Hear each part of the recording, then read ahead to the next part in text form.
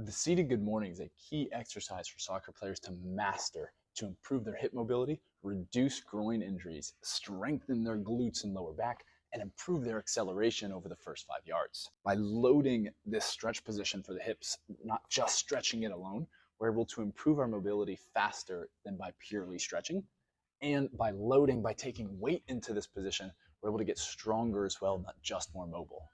It is a combination of strength and mobility that is so effective for rapidly changing the length and strength of these tissue that can really help you not just move better, but also reduce injuries on the pitch.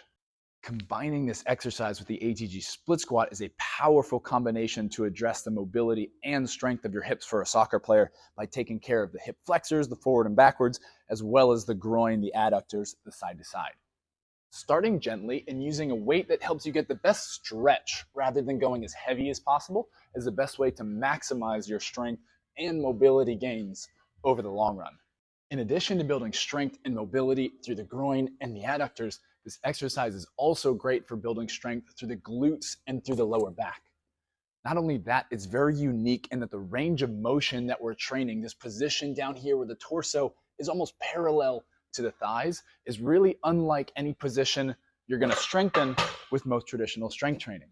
If we think about an RDL, a deadlift, even a hang clean, or even a back extension, all of these positions are really going to work this short to mid range, this 90-degree right here between the torso and the thigh, or even the top range in the case of, say, a back extension. And so this bottom range down here, where again, the torso is almost parallel to the thigh, is a really untapped region for a lot of athletes, somewhere that they really haven't trained before. So there's a ton of newbie gains here. There's a ton of potential to rapidly improve your strength, which can also bust through plateaus on some of these other exercises.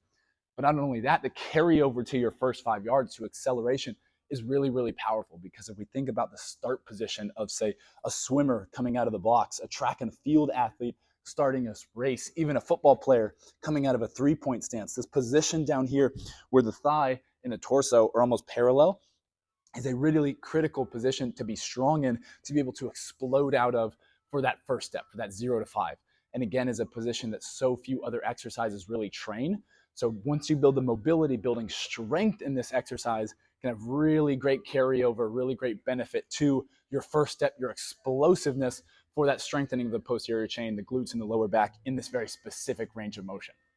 Personally, my acceleration and first step has always been one of my weakest links. My top speed has been okay, but my acceleration has really been what's held me back. But by strengthening this exercise, among others, recently getting up to a 240-pound seated good morning has been one of the biggest things that's helped me improve that first step, not just my top speed, and bring my 40 time down to a 4.5, 4.6 range compared to the 5.2 that I ran as an actual college soccer player. Now, this exercise can be a tricky one to master and to get to feel right when you're first getting started. So starting out with dumbbells can be a helpful place to start to work on opening up this mobility, getting more comfortable down here in the bottom. You can also elevate a bench in front of you slightly to decrease the range of motion and slowly work on improving that position. If you're feeling really tight, supplementing this with a cable pancake stretch can be helpful to get some extra mobility work in here, start to get this to open up.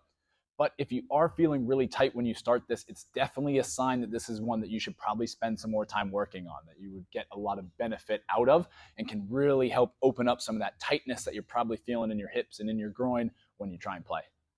As you do start to progress to a barbell, a cue I find very helpful is thinking about pushing or loading through your feet as you go down here. So really taking your weight into your feet, pushing through them in the bottom will really help this movement feel more secure, help you feel your glutes working on the way back up.